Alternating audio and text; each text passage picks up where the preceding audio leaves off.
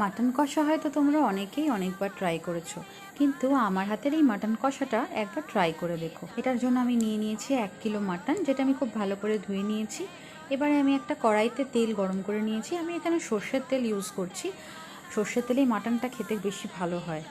আর তেল গরম হয়ে গেলে আমি এর মধ্যে দিয়ে দিয়েছি তেজপাতা, এলাচ, লবঙ্গ, থেতো করা রসুন দিয়ে একটু নাড়াচাড়া করে আমি পেঁয়াজ কেটে দিয়ে দিয়েছি। চপ করা পেঁয়াজ দিয়েছি। পেঁয়াজটা হালকা লাল লাল হয়ে গেলে ধুয়ে রাখা মাটনটা এর মধ্যে দিয়ে দিয়েছি। এরপর মাটনটাকে ভালো করে নাড়াচাড়া করে অনেকটা ভাজা হয়ে গেলে মাটনটা এর মধ্যে আদা রসুন বাটা দিয়ে দিয়েছি।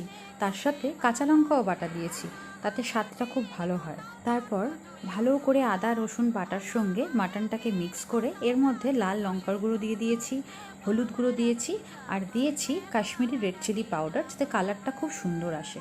তারপরে আবার ভালো করে হাই ফ্লেমে নাড়াচাড়া করে মাটনটাকে এর মধ্যে দিয়ে দিয়েছি টমেটোটাকেও ভালো করে নাড়াচাড়া করে এটা ঢাকা দিয়ে দিয়েছি।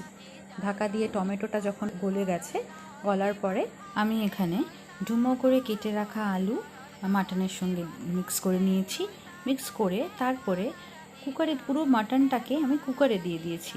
কুকারে ট্রান্সফার করে দেওয়ার পরে কুকারের মধ্যে গরম জল দিয়েছি, দিয়ে এবারে 4টে হুইসেল মতন আমি এটাকে সেদ্ধ করে নিয়েছি। এই দেখো 4টে হুইসেল পরে আমি কুকারটাকে খুলেছি। কি সুন্দর আমাদের মাটনটা রেডি হয়ে গেছে। ঝোলটার কালারটা দেখো কত সুন্দর হয়েছে। তোমরা এইভাবে বাড়িতে অবশ্যই বানিও।